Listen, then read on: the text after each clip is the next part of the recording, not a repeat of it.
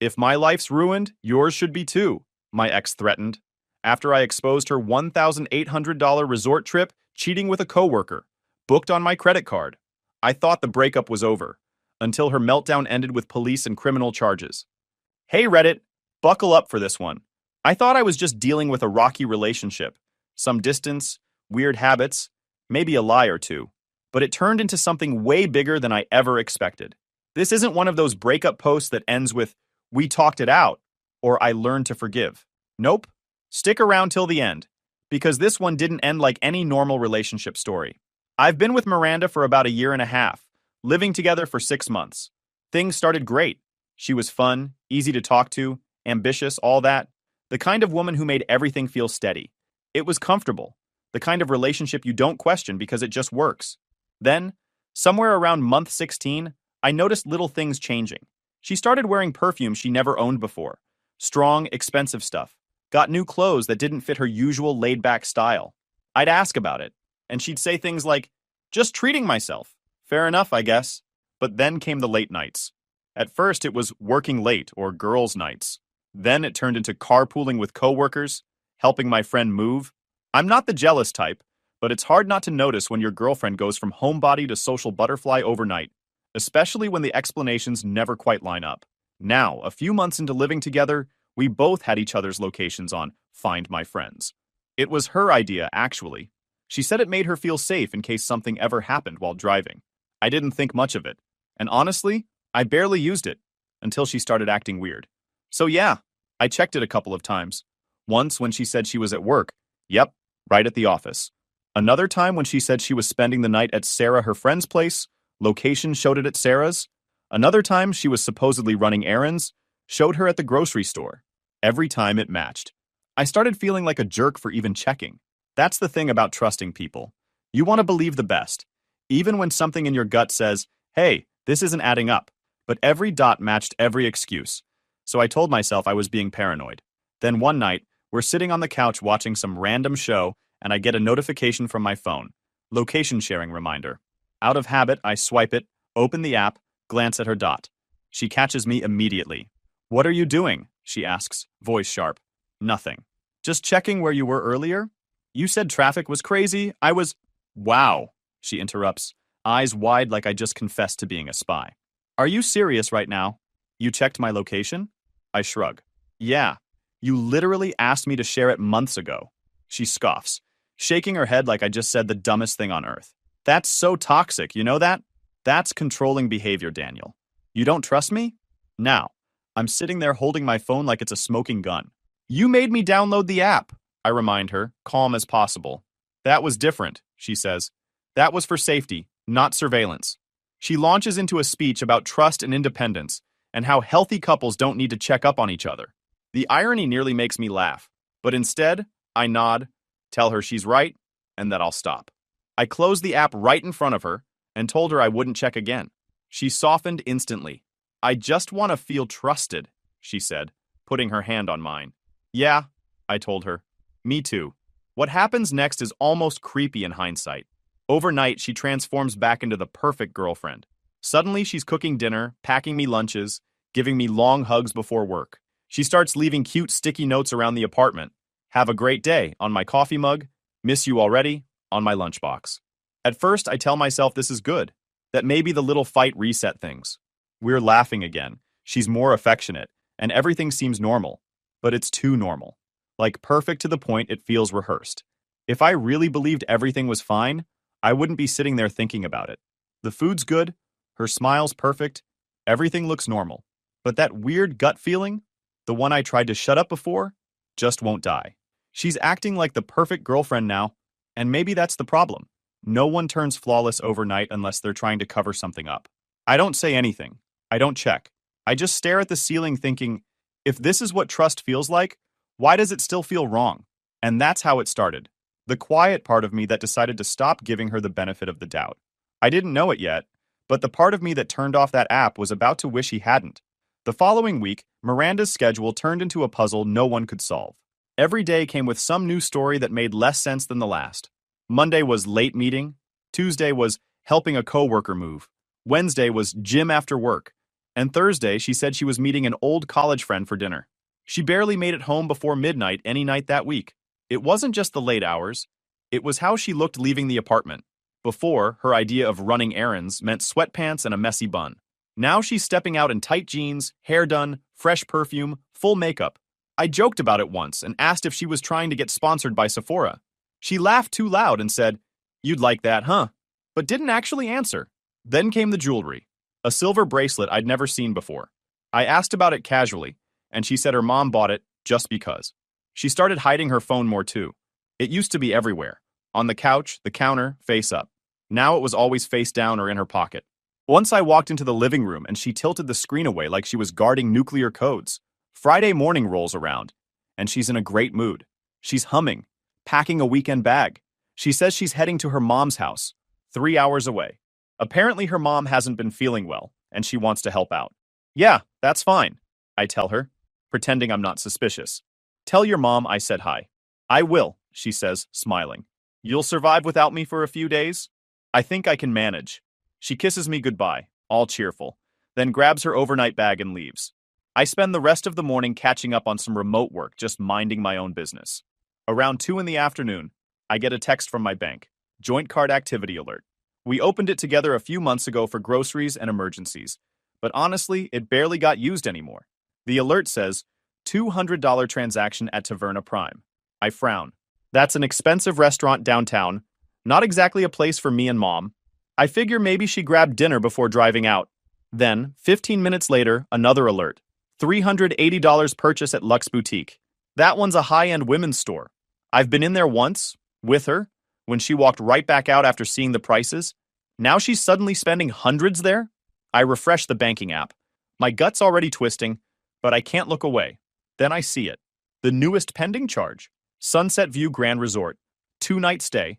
$1,802.16. At first, I just stare. There's no way. She left at 9 in the morning, supposedly heading north to her mom's. This resort? It's south, like 5 hours south. I sit there with my laptop open, scrolling through the transaction list again and again, hoping maybe there's a glitch. Nope, it's real. And it's booked under our joint card. I check the time, 2:37 p.m. If she actually went to her mom's, she'd be mid-drive right now. So why would there be a resort booking 2 states away, processed at noon? I grab my phone, open Google, type Sunset View Grand Resort. The photos pop up instantly. Beachfront property, infinity pool, rose petals on beds, couples massages, champagne brunches. Every picture screams romantic getaway. It's like a punch of reality straight to the face. I keep refreshing the card page like maybe she'll call and admit something before I do. But nothing. Just another quiet minute turning into 5, then 10. She didn't just bend the truth, she built an entire fake trip. I thought about canceling the reservation, but the resort said only the guest listed on the booking could do that. Figures. Instead, I open my laptop again, click the card history, take screenshots of every charge, Taverna Prime, Luxe Boutique, Sunset View Grand, dates, times, everything. Then I send them to my own email, just in case she somehow deletes the shared account later. I'd spent weeks feeling crazy for noticing patterns. Now the patterns were spelling something in all caps. She was lying.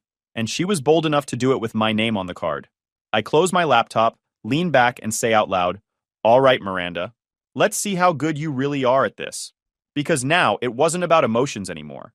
It was about information. And if she wanted to play games, I was finally ready to keep score. I turned on Find My Friends that same night. My thumb hovered over her name for a second. A stupid part of me hoped it would show her mom's town, just 3 hours north, something that'd prove I was wrong. But when the map finally loaded, that little blue dot didn't lie. She wasn't north. She was 5 hours south, sitting right on the coast. Sunset View Grand Resort, the same one from the credit card statement. The location pin even showed the exact hotel wing. I grabbed my laptop and the credit card receipt, then dialed the resort's number. "Hi," I said, using my best polite voice. "I just wanted to confirm a reservation for this weekend. It should be under my card. Daniel Reeves." The woman on the other end typed for a few seconds.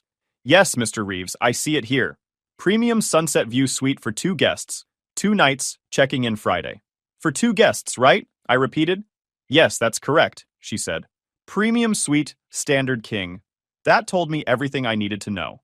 She also offered to forward the confirmation to the email tied to my card for verification, which I happily accepted. I smiled to myself. Got it, thank you so much. I hung up and sat there for a second, staring at my reflection in the laptop screen. I was impressed by how cleanly she'd lied. She built this fake mom trip while booking a romantic weekend with someone else, on my card. I took screenshots of everything: her live location at the resort, the bank transactions, the resort's confirmation email, even the Google Maps timestamp showing the exact coordinates. I organized them into a folder on my laptop labeled Reality Check. Then I printed every page. I wanted this airtight. After that, I texted her. Hey, how's your mom doing? About 15 minutes later, she replied. Good. We just had lunch. She's feeling better. I smiled at the screen. That's one more lie to add to the list.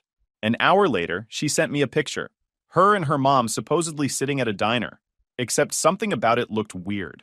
The background didn't match any diner I'd ever seen in her mom's town. The lighting was strange too. Too bright. Almost fake looking. I zoomed in, and that's when I noticed it. Her mom's right ear looked blurred, almost melted into her hair. And the ketchup bottle on the table had the wrong logo. AI photo generator. I'd seen enough of those Gemini photorealism demos online to recognize the mistakes. She had actually used AI to fake a lunch photo with her mom.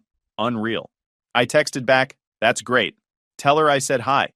She replied with a thumbs up emoji. At that point, I decided to confirm the obvious. I opened my contacts, found her mom's number, and hit text. Hey Patricia, hope you're doing well. Quick question. Just wanted to make sure Miranda made it okay. She said she's spending the weekend with you. I set my phone down, made coffee, and waited. The reply came faster than I expected. No, honey. She said she was spending the weekend with you. Why? Is everything okay? I stared at that text for a long second. Then the corner of my mouth lifted. All good. Just wanted to confirm. Thanks, Patricia. She texted again, clearly worried. You're sure everything's fine? She sounded happy when I called her. I didn't reply. Just took another screenshot and added it to the folder. So now I had her fake AI photos with her mom, credit card proof, resort confirmation with 2 guests, 1 bed, GPS data showing her exact location, text from her mom confirming she lied. That's not paranoia anymore. That's evidence. I leaned back in my chair, looking at the pile of papers coming out of the printer. Each one was another nail in the coffin of her little fantasy world. At some point, I started laughing. Not the sad kind. The kind where you're so far past disbelief it's just funny. She'd spent months gaslighting me about being controlling, only to use my card, fake her location, and literally fabricate pictures to sell her lie. And the worst part? She thought I'd never figure it out. I wasn't going to confront her over the phone. I wasn't driving 5 hours to catch her. That would have given her a chance to spin it. No, I wanted her to walk right into the trap with a smile on her face. Before bed, I checked her location one last time. Still at the resort. Around 10:42 p.m., her dot moved across the map to a nearby restaurant. I zoomed in and saw it. An upscale seafood place right by the beach. So yeah, Mom must have been feeling really better. I closed the app, turned off my phone, and said quietly, let her finish her vacation. Because when she came home, smiling and relaxed, thinking she'd gotten away with it, I was going to make sure she left a completely different person. Let her come home smiling. I'd make sure she left differently. Monday came faster than I thought. I spent the day pretending everything was normal. I didn't text her first, didn't ask about her trip, nothing. Around noon, she texted me, leaving Mom's now, should be home by 3. I guess she must have already been halfway back when she sent it. Probably left the resort at dawn and only texted once she was near town. At exactly 3:12 p.m., I heard her car pull up. The door opened and there she was. Cheerful, tan, hair curled, suitcase in hand. She smelled like sunscreen and hotel shampoo. Hey, babe, she said, big smile like she hadn't lied through her teeth for 3 days. Missed you so much. I looked up from the couch and smiled back. Missed you too. She dropped her bag, kicked off her sandals, and came over for a hug. I let her. It felt like hugging a stranger who happened to know your cologne. So, I said, how's your mom? She's better, Miranda said, without missing a beat. Still coughing a little, but she's doing great. We stayed in mostly, watched movies. I'm so tired, though. Bet you are, I said under my breath. She didn't hear it. I gave her a few hours to unpack, shower, and get comfortable. Then I knocked lightly on the bedroom door. Hey, want to go out for dinner tonight? I asked. Just us. I know we've both been busy lately. Her eyes lit up. Really? Yeah, I'd love that. I suggested Luna's Bistro, her favorite spot. She probably never expected her little performance to end on that stage. At 7 sharp, we got there. The place was packed. Couples, co-workers, the usual crowd. We got a small table near the front window, the kind where people walking by could glance in. Miranda looked perfect, of course.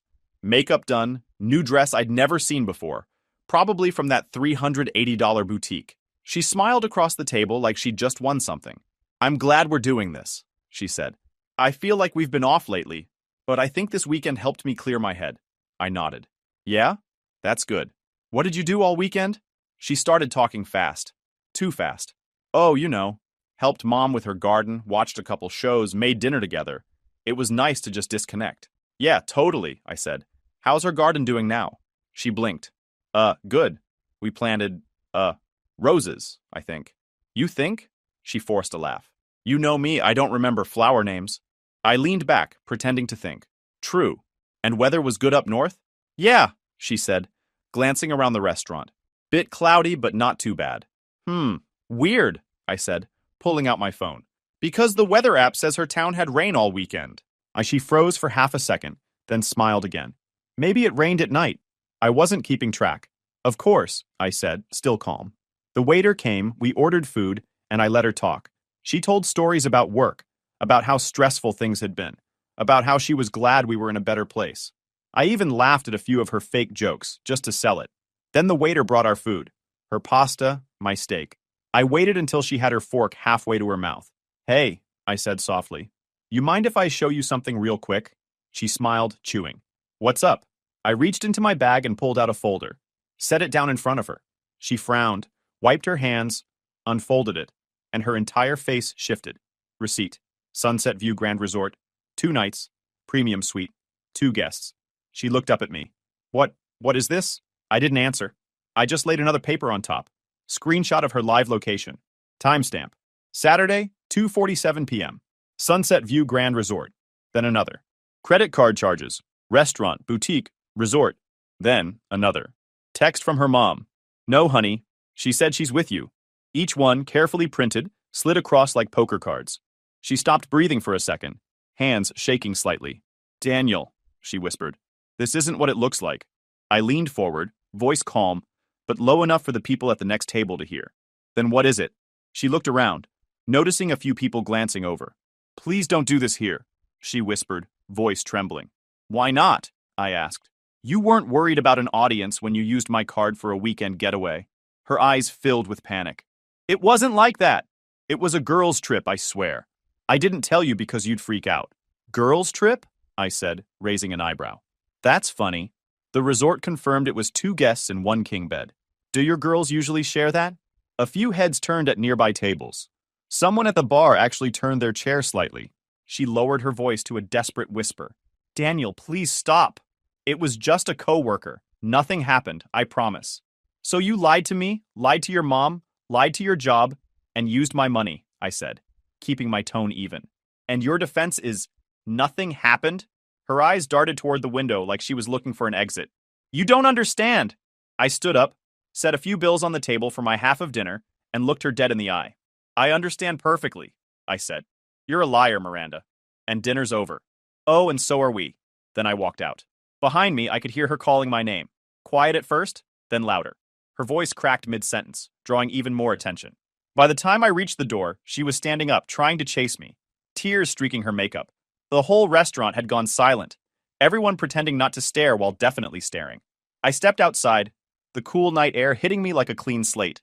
I didn't look back. She wanted trust. She got exposure instead. By the time I got home from the restaurant, my phone looked like it was under attack. 20 missed calls, dozens of texts, and a few voice messages I didn't bother opening. I tossed it face down on the counter, poured myself a glass of water, and let the silence fill the apartment. 10 minutes later, my phone buzzed again. Then again. Miranda had clearly shifted from panic to begging. "Please just talk to me."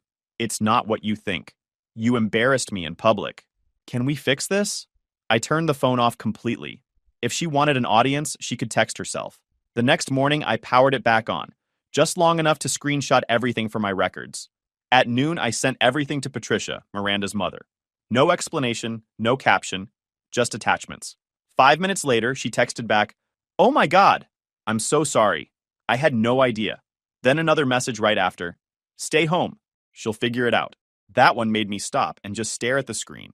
It wasn't defensive or protective or apologetic. Just final. Like even her own mom was done cleaning up her messes. That evening, my friend Steve texted me asking how the operation went. I told him, flawless execution. Public meltdown achieved. He sent back a laughing emoji. By Wednesday, she'd switched tactics. Guilt tripping didn't work, so she tried the sympathy route. I made a mistake. Please don't destroy me. Destroy her? She'd done that herself. I just printed the receipts. Thursday evening, my doorbell rang. I looked through the peephole. Miranda's sister, Megan, holding a couple of empty boxes. I opened the door. Hey, she said quietly. Miranda asked me to get her stuff. I stepped aside. Go ahead. It's all packed by the door. She started loading the boxes, looking around like she was expecting drama to leap out from behind the couch. On her second trip, she paused. For what it's worth, I told her this would happen, she said. I raised an eyebrow. That she'd get caught? Megan nodded. She's been doing this for years. Different guys, same lies. She thinks she's smarter than everyone. That tracks, I said. She doesn't listen, Megan continued. Even Mom stopped trying after the last one. I just didn't think she'd be dumb enough to use your card. Yeah, I said. Not her best move. Megan gave a small smile. For what it's worth, you handled it better than most guys. Most lose it. You just played chess. I appreciate that, I said, holding the door as she carried out the last box. Tell her good luck explaining this one to her next guy. She'll probably just say you were controlling, she said with a sigh. Then he'll find the receipts eventually, I said. Truth has a way of staying on file. She laughed under her breath, shook her head, and left. A few hours later, I filed the dispute online that night. A few hours later, I got a call from the credit card company. The fraud department wanted details about the disputed charges. I explained everything. The joint account, the resort, the proof of her being there. The investigator asked for documentation, so I sent over the screenshots and location timestamps. 2 days later, the bank issued a temporary refund while they investigated. The account was locked and a new card mailed out. Miranda could have saved herself the trouble if she'd just used her own. But apparently, delusion doesn't come with a budget. Saturday afternoon, I got a different kind of call. My boss. He sounded confused but calm. Hey Daniel, strange question, he said. Someone called the office yesterday claiming to be your girlfriend. Said you've been harassing her. I felt my jaw tighten but kept my voice even. She actually called you? Yeah, he said. Said she felt unsafe. I didn't give her any information, of course, but I figured you should know. Appreciate the heads up, I said. She's trying to cover her tracks. I've got documented proof of everything if HR needs it. Already talked to HR, he said. We're good on our end. Just be careful. People like that don't like losing control. He wasn't wrong. After that call, I went straight to HR myself and emailed them the entire folder, receipts, screenshots, everything, just in case she tried again. I wanted it documented before she could twist anything. That night, around 9, Steve texted me saying someone was knocking at his door asking for me. I could guess who. I heard muffled voices through the phone. Then Steve said, She's at my door crying, man. You want me to tell her to leave? Yeah, I said. And if she doesn't, call the cops. He didn't hesitate. Copy that. A few seconds later, I heard her voice through the phone. Please, I just need to talk to him. And Steve's voice cutting through, calm but sharp. You need to leave, or I'm calling the police. There was silence, then the sound of a car door slamming. An hour later, we both filed an incident report just to make it official. The officer gave me a case number and told me to change my locks. The next morning, I did exactly that. New locks, new keys, fresh start.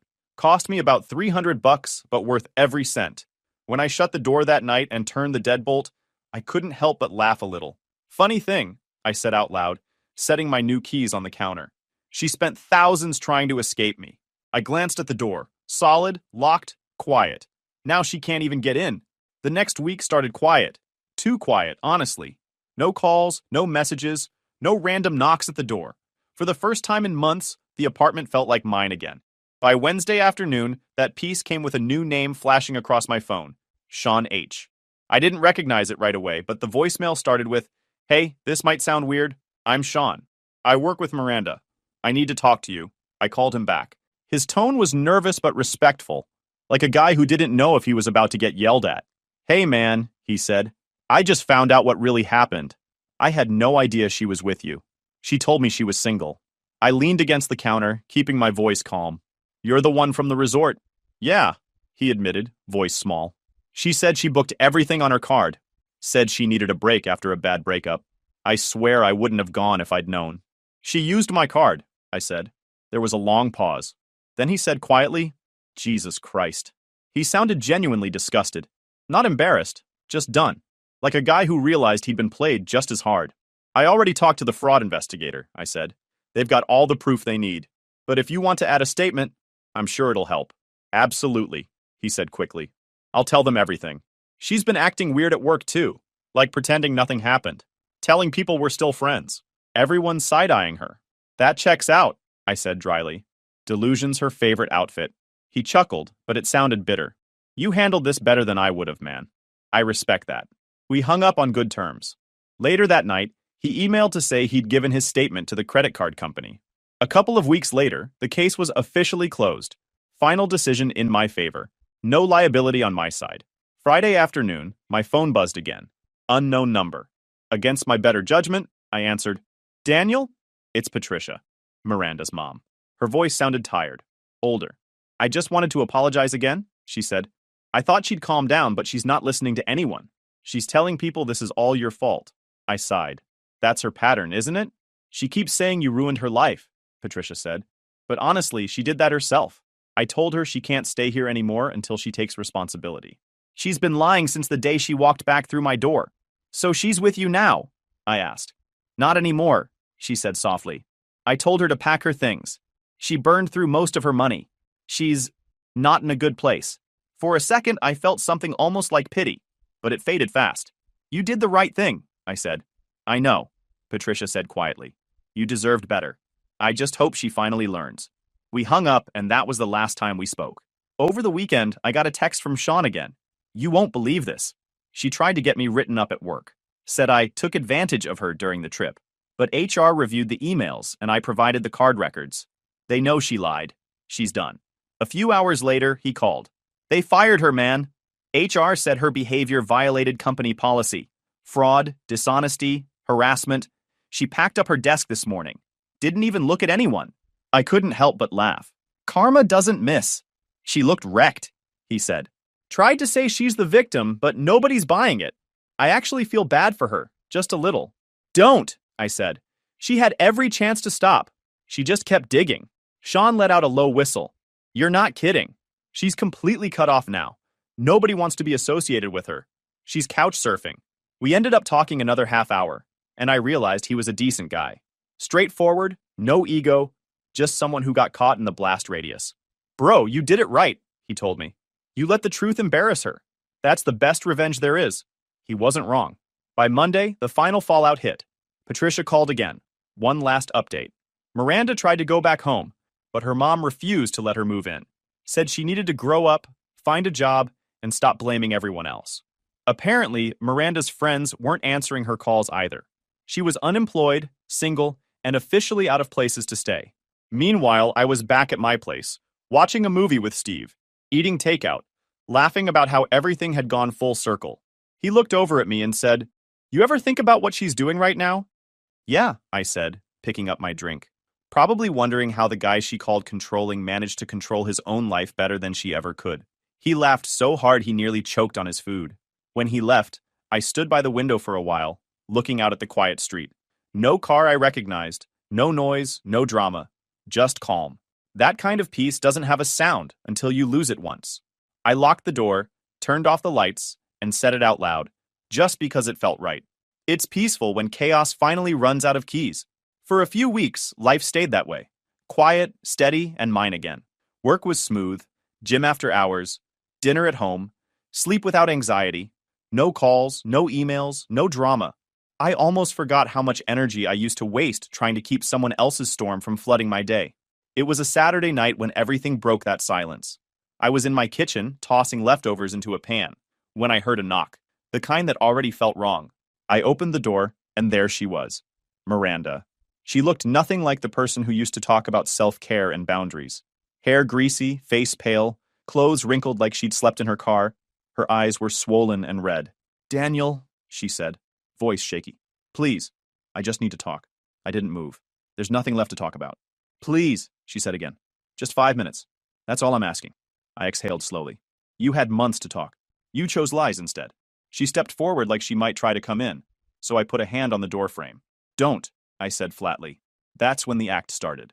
She covered her face, started crying, voice cracking between sobs. You don't understand what I've been through. Everyone hates me. My mom kicked me out. I can't get a job. You ruined my life, Daniel. I crossed my arms. I didn't ruin anything. You used my card, lied to my face, and got caught.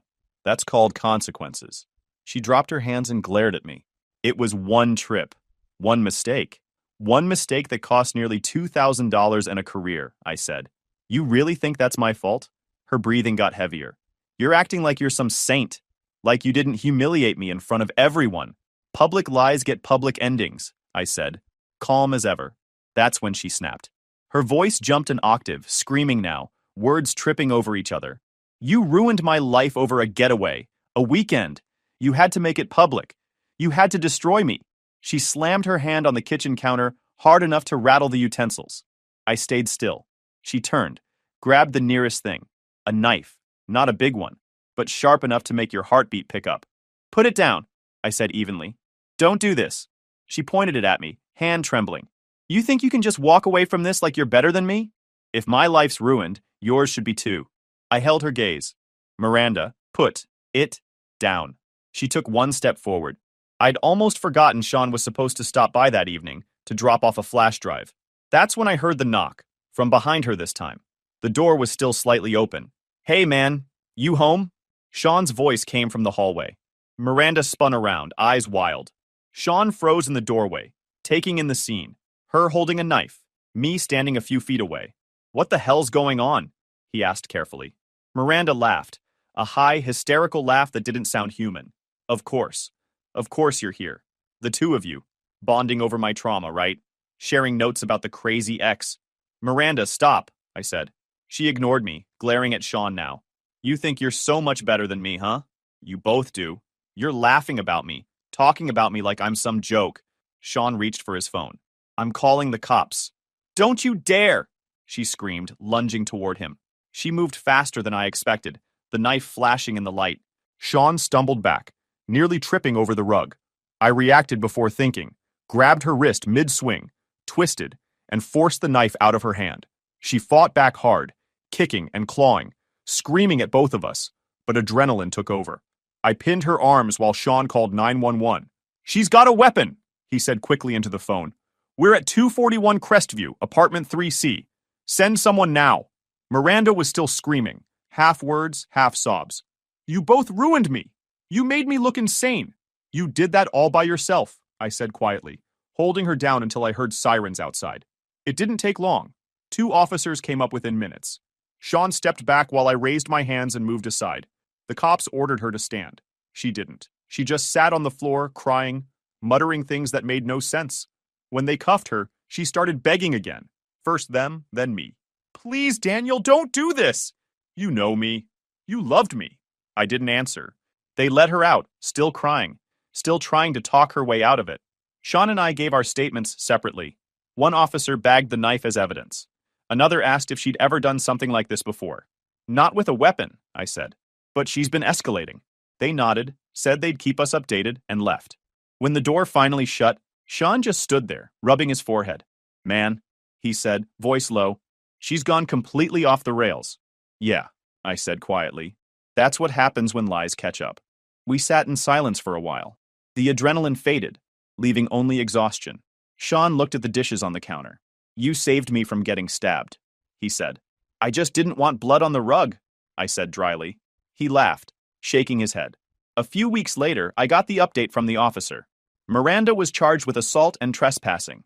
Her mom didn't bail her out this time. Court-ordered therapy, probation, criminal record. Her life was really ruined now, and every bit of it was self-inflicted. Sean stopped by that weekend with takeout. We sat on the couch watching the game, quiet for a while before he said, You ever think about her? Sometimes, I said, but only when I need a reminder of what peace costs. He nodded. Expensive lesson. Worth every cent. As he left, I locked the door behind him, listening to the click of the bolt. The sound used to mean nothing. Now it meant everything. I looked around my apartment, quiet, safe, mine again, and said to myself, she said I ruined her life. I smirked. She did that long before I showed up. YouTube just dropped this new hype feature. If you're hooked on this story, smash that hype button. It tells YouTube this video deserves to blow up, and it keeps even crazier stories coming your way.